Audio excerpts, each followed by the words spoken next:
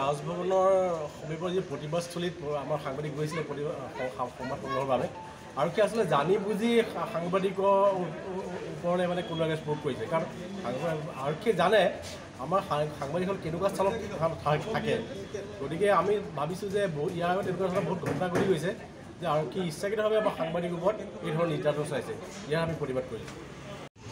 যোৱা বুধবাৰে ৰাজভৱনৰ এক প্ৰতিবাদস্থলীত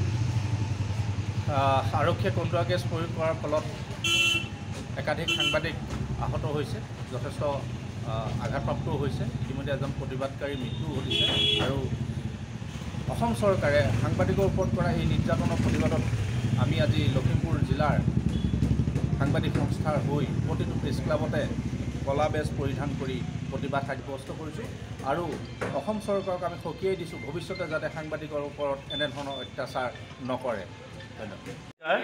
আজি লখিমপুৰ জিলা বৈদিক বৈষ্ণৱ মহাসভাৰ এখন কাৰ্যনিৰ্বাহক পথালি পাহাৰ বৰনামঘৰত অনুষ্ঠিত হয়। আজি ভালেখিনি আঞ্চলিক আহি এই সভাত উপস্থিত হৈছেহি।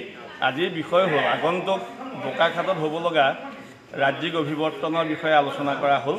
আজি আমাৰ জিলাৰ পৰা মহিলা মহাসভা, যুৱ মহাসভা আৰু জিলাৰ মূল সমিতিৰ পৰা আমি কাক প্ৰতিনিধি সেই অভিৱৰ্তনলৈ পঠাম তাৰ ওপৰত এটা চূড়ান্ত সিদ্ধান্ত কৰা হ'ল।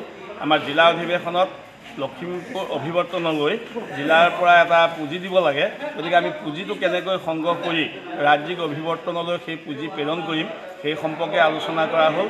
আৰু আজি সভাতেই আগন্তুক ৰাজ্যিক অধিৱেশনৰ আমাৰ কাৰ্যসূচী পাঠ হৈছে আৰু আমাৰ জিলাৰ পৰা কৰণীয় যিখিনি আছে সেইখিনি বিহিতভাৱে ব্যৱস্থা ল'বৰ কাৰণে আজি সভাত তিনিওখন সমিতিয়ে মহিলা মহাসভা, যুৱ মহাসভা আৰু মূল সমিতিয়ে সিদ্ধান্ত গ্ৰহণ কৰি কাৰ্যসূচী আগবঢ়াবৰ কাৰণে আজি সভাত সিদ্ধান্ত গ্ৰহণ